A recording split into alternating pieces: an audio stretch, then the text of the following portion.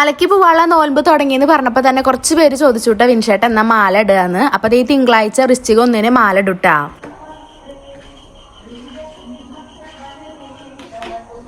പിന്നെ വന്ന ചോദ്യം ഇതായിരുന്നു കേട്ടോ, ചേച്ചി എന്നതുപോലെ കുളിച്ച് വിളക്കൊക്കെ കൊളത്തിയിട്ടാണോ അടുക്കളയിൽ കയറുകയെന്ന്. അപ്പൊ അത് ചോദിച്ചത് ചിലപ്പോൾ നമ്മുടെ വീഡിയോസ് ഒക്കെ പുതിയതായിട്ട് കാണുന്നവരായിരിക്കും കേട്ടോ, അതുകൊണ്ടാണ് അങ്ങനെ ചോദിച്ചത്. അപ്പൊ നോൽമ്പ് തുടങ്ങിയോണ്ടാട്ടോ ഞാനിങ്ങനെ കുളിച്ചിട്ടൊക്കെ അടുക്കളയിൽ കയറുന്നത്. അല്ലെങ്കിൽ അല്ലാത്തപ്പോ എനിച്ചതേ ബ്രഷൊക്കെ ചെയ്തൊന്ന് സെറ്റ് ആയിട്ടാട്ടെ കിച്ചണിൽ കയറുക. കുളിക്കലൊക്കെ പണികളൊക്കെ കഴിഞ്ഞതിന് ശേഷമാട്ടോ. പക്ഷെ രാവിലെ കുളിക്കും, ഇത്ര നേരത്തെ കുളിക്കില്ല എന്നുള്ളൂ.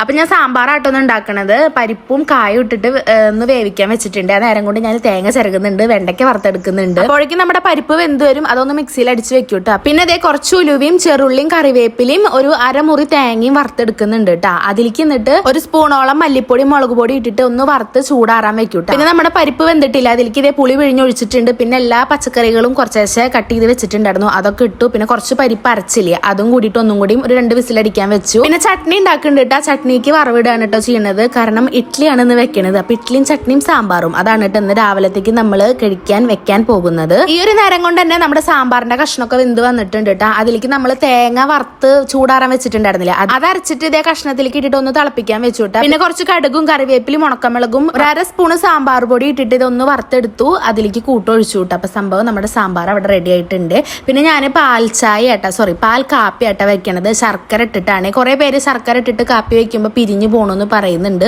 പക്ഷെ നമുക്ക് ഇവിടെ പിരിയാറൊന്നും ഇല്ല കേട്ടോ, ചിലപ്പോൾ കേടായ പാലായത് കൊണ്ടാണോ എന്ന് അറിയില്ല. പിന്നെ ക്യാരറ്റ് പേര് ഇതേ ചോപ്പറിൽ ഞാൻ അരിഞ്ഞെടുക്കുന്നുണ്ട്. നമ്മുടെ ഇഡ്ഡലി നേരം കൊണ്ടായി 2 തട്ട് ഇഡ്ഡലി മതി ഇട്ടാ നമുക്ക്. പിന്നെ തേജുവിന് സ്കൂളിലേക്ക് അതപ്പോൾ ഇഡ്ഡലി കൊടുത്തയക്കുക ചെയ്യേ.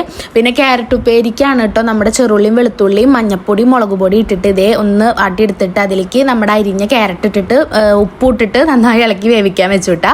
പിന്നെ വിൻചേട്ടൻ കുറച്ച് പാത്രങ്ങളൊക്കെ പരന്നിട്ടുണ്ടായിരുന്നു, അത് നിന്ന് കഴുകി തരുന്നുണ്ട്. ഞാൻ അവിടേക്ക് ഒന്ന് തുടച്ച് ക്ലീൻ ആക്കട്ടെ. തേജുവിനെ എനിപ്പിക്കേണ്ട നേരമൊന്നും ആയിട്ടില്ല കേട്ടോ, കാരണം ഇപ്പൊ നേരത്തെ എനിട്ടിട്ട് എല്ലാ കാര്യങ്ങളും തീരുന്നോണ്ട് തന്നെ നമ്മുടെ പണികളൊക്കെ വേഗം കഴിയുന്നുണ്ട്. അതുകൊണ്ട് അപ്പൊ ചായ കുടിക്കാൻ ഞാനൊന്ന് വിൻചേട്ടൻ്റെ കൂടെ ഇരുന്നു കേട്ടോ. അപ്പൊ ഞാനും വിൻചേട്ടനും കൂടി ചായയൊക്കെ കുടിച്ച് പിന്നെ കുറേ നേരം കഴിഞ്ഞിട്ട് തേജുവിനെ സ്കൂളിൽ പറഞ്ഞയക്കാൻ നോക്കുന്നുണ്ടു. എന്താ വെച്ചാൽ 7 മണിയൊക്കെ ആകുമ്പോഴേക്കും നമ്മുടെ എന്റെ പണികളെല്ലാം തീർന്നിട്ടുണ്ടായിരുന്നു. നേരത്തെ എനിക്ക് വെക്കണോണ്ടാണ്. എന്നും ഇങ്ങനെയൊക്കെ ചെയ്യണമെന്നുണ്ട്. പക്ഷെ ഈ നോൽമ്പ് കഴിഞ്ഞാൽ വീണ്ടും പണ്ടത്തെ ശങ്കരൻ തെങ്ങുമ്മയോ എന്ന് പറഞ്ഞ പോലെ 4:30 എനിക്കാണ് ഞാൻ ഇനി വീണ്ടും 6 മണിയിലേക്ക് മാറും കേട്ടോ. അപ്പൊ എന്തായാലും ഇന്നത്തെ വീഡിയോ എത്രയുള്ളൂ, അടുത്ത വീഡിയോയിൽ കാണാം കേട്ടോ. ബൈ.